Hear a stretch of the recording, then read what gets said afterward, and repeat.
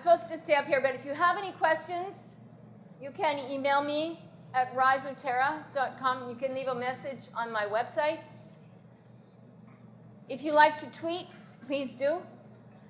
I like to, so go ahead. Okay, and now, after listening to Odette, my friend Odette, I also come from Canada. I worked for Agriculture Canada for a number of years. Now for something completely different. The biological is important because it unites the chemical and the physical properties of your soil. When we get to, and that's what gives us soil health. Soil health does not exist if the soil isn't alive. You need to have living things in your soil in order to have soil health. And the biology is what makes the physical structure. It's what makes the chemicals recycle in your soil. It's what drives the whole process. So if you want your soil to work for you, you need to have it alive, you need it to be healthy. Productivity of soil. The productivity of the soil is often measured in bushels, in tons per hectare. No. If what you're producing, is it good for you? Does it make your cattle well? Does it feed your soil really well? It has to be good for you. It has to have quality. It's not just about the quantity, it's also about the quality. And if we put all the nutrients from our fertilizers and from our organic inputs into our plants, we have nothing going into the environment. If we put it all into our plants, it also means that we're making nutrient-dense food. And when we have nutrient-dense food, what do we have? Health for ourselves, health for our animals. So in a healthy soil, plants will thrive. They will be very healthy. They'll look awesome. And we have Olivier Housson in the back, so they have great redox potential. We also, the most important characteristic of the soil is the structure. If we don't have good soil structure, good stability of the aggregates, then we can't have animals in the soil. We can't have all the bacteria being eaten by the predators, by the nematodes, by the protozoa, and recycling the nutrients. We can't have it because we need to have good soil structure. And then, when we have good soil structure, our soils function. It means that we have recycling of nutrients. It means that we have water infiltration. It means that we have air going into the soil. And if our soil structure is really good, our soil structure goes down 1 meter, more than 1 meter, 2 meters, 3 meters. We want deep, black soils with lots of organic matter. And we have a diversity of organisms because we're feeding the animals in our soil quality organic matter, which means that we get more diversity. And we're diversifying our plants, we're diversifying our rotations. So again, we build the diversity. The structure should look like this. And if we look here, I think this is the one. It looks like a map. But this is the soil. This is a CAT scan of the soil. So we see all the little tunnels, all the little roads. It looks like the infrastructure of a city. It could be Paris. And when we see things like this, it means that the protozoa can move really fast. It means that the nematodes can zoom around and they can eat up all the bacteria and they can eat up all the fungi and they can recycle all the nutrients in and around the roots. And then the plants are more efficient because they take up nutrients more efficiently and effectively when they come from a biological system. So now we have predator-prey relationships, and that is the most important thing. The most important thing in your soils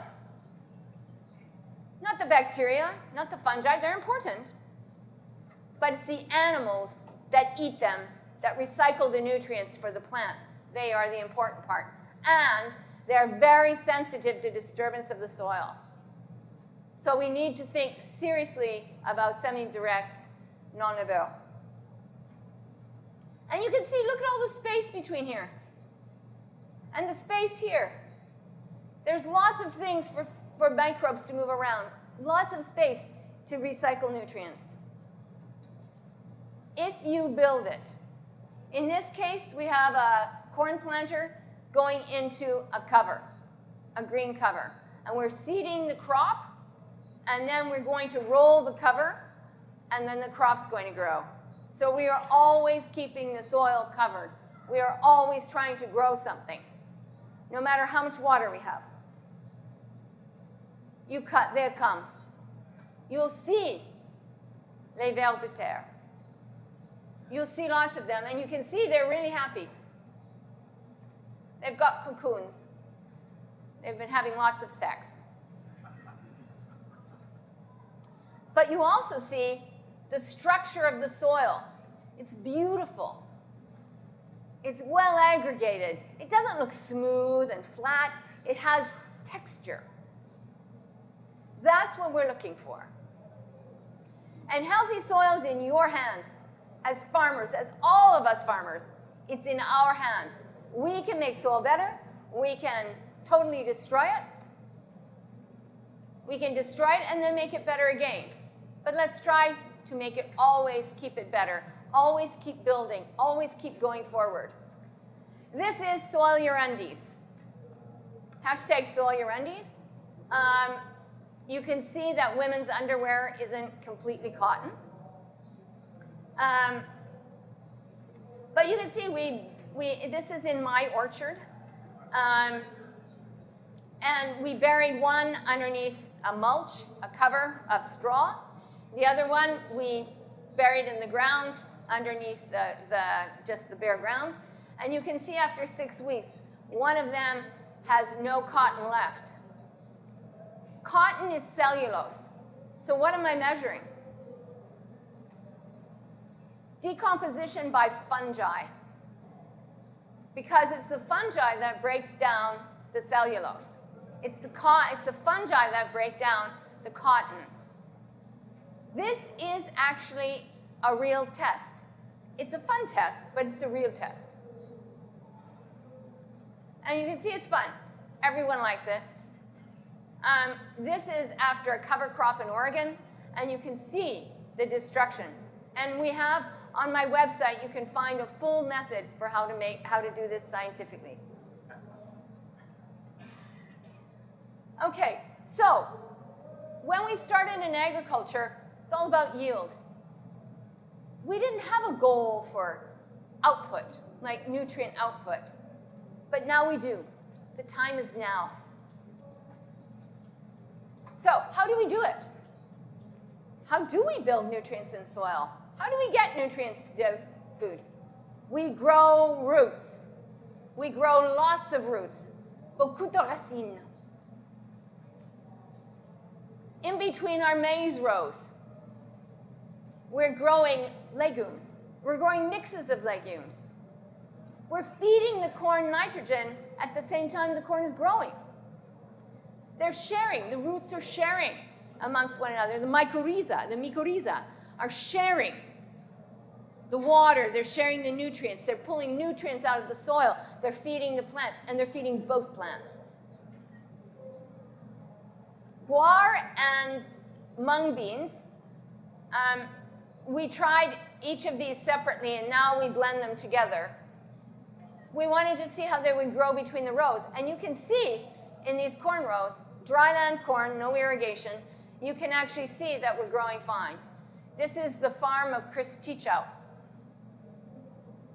Now you can see the treatments we had.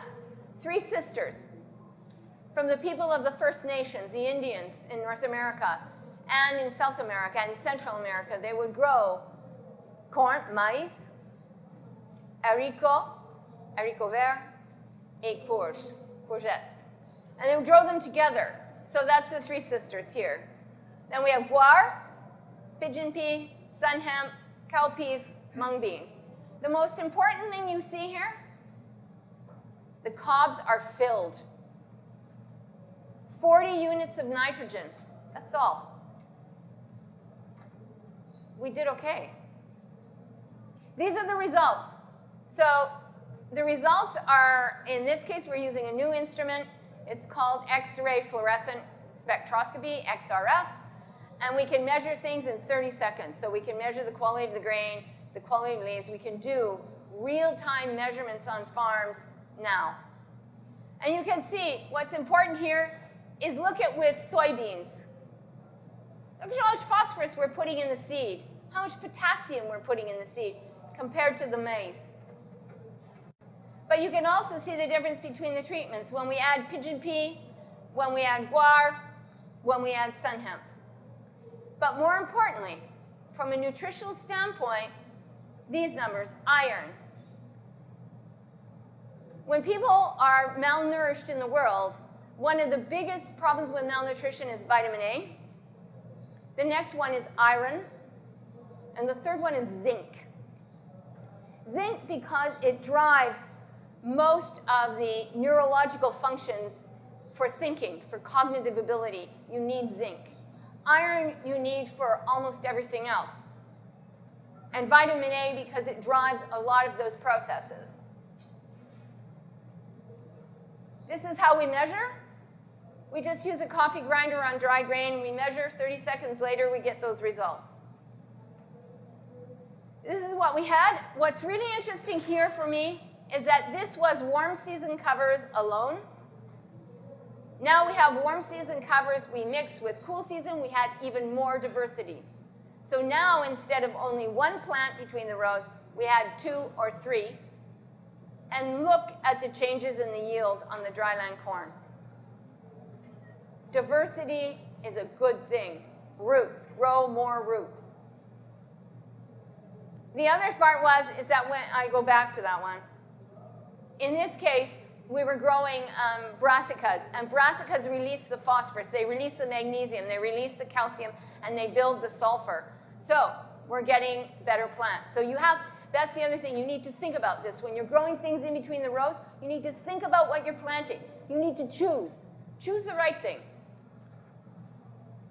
The idea of putting intercropping. In this case, we're intercropping, companion cropping and intercropping. In this case, we have tournesol, sunflowers, we have faba beans, faverolles, and then we have crimson clover, trèfle. And you can see it's beautiful. In fact, this farmer in Alberta, he grew this. This is from 2018. He grew this and he said, it's amazing. Actually, he said something else. He said, it's effing amazing. But it was, and this is his first time trying it. He harvested, not only did he harvest the sunflower, but then he harvested the faba beans. And he thought he was only growing a companion crop. This is my first data, so my first time of looking at the effects of plants on nutrient density. This comes from actually the late 90s. But what you can see here, in this case, we had organic and low input. The low input is no-till. The organics are no-till, because I also do organics in no-till. This was, the top one was wheat underseeded with sweet clover. The second one was wheat and fallow, so bare soil. If you're growing with a fallow system and you have no diversity, your wheat is garbage. It's not good for me. I don't want it. I don't want it mixed in the elevator when it comes to me. I don't want it. It will make bad flour. We want to get rid of it. So in this case, organics are far superior to anything that came out of conventional. We get here, organic and low input. Now we have 4 crops in rotation. And you can see the differences, well, differences don't really exist. But here, what happened here? We added a forage crop, a cover crop, something with 6 or 7 species in it. And now, all of a sudden, look at the difference here. Look at the difference here in the zinc. Look at the difference in the calcium and the difference in the phosphorus. Now I have wheat that is really good for you, really good. And this one here is our continuous wheat, full inputs. The yields were declining and we just kept pushing the fertilizer. It's not sustainable, but we add a mixed cover, totally sustainable, and wheat that's really good for you, same yields. These are the cover crops we were using, some of the examples. And I'm growing this on 300 millimeters of precipitation. All of this wheat. If I can do it, so can you. So what we have, these are the different things that we tried. This is what it looked like, and what we were aiming for here was for every kilo of dry matter, of matter that we produced on the field, that we were producing a kilo of nitrogen and a kilo of everything else. So if we go back, this is 9, subclover, sorghum Sudan, and buckwheat. No, backwards. And this is what the yields look like. This is kilos per hectare. And you can see here how high the mineral nutrient density. 1 is pois, vase, avoine. 4 here, lens, sarrasin. 6 here is faba bean, peas, and oats. So faverolles, pois, avoine. 7, crimson clover, toffle, avoine, and radis et west. The one thing we learned, chicory, is it's terrible. If you're going to keep cropping, you need, I have it now always. It never goes away. It's good for bees. It's very good for bees. Not good for cropping. Genetics matter. Genetics really matter. We have to think about we have to talk to our breeders, the people that are breeding our crops, and say, we need crops that work in our system. We need crops that are not lazy and just want luxury feeding. We need crops that are fit, have good root systems, and still yield. We need these ones, and we need them to be able to extract nutrients. Look, some of them couldn't make very much iron. Some of them were very good at iron. We need to be selecting for these characteristics. This is in Quinn Organics in Montana, in northern Montana, Big Sandy for Frederick. And you can see some of these were new wheats. Some of them were very old. This was very old. Yogo is very new. And you can see it didn't matter. Every different variety took up different amounts of nutrients. So again, we need to ask our breeders. We have to say, come on, let's load them up. Now we get into health. Because now we're saying, okay, I'm giving you really great food. Now you're going to be really strong. You're going to start solving some of your own health problems with food. This is myrosinase. Myrosinase comes from radishes and comes from broccoli, but sprouted seeds. And eventually it converts glucoraphanin, which is also a very important ingredient for health in brassicas.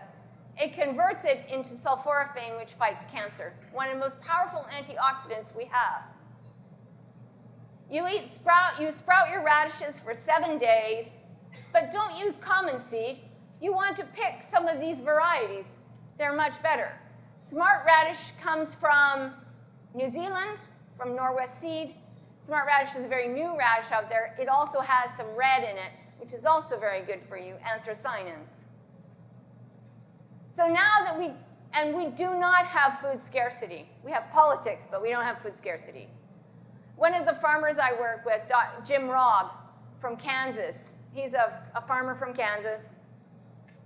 He calculated that for 9 billion people, with 1 pound 1 pound of corn per day for 1 year, we could feed all of those 9 billion people from 1 county in Kansas.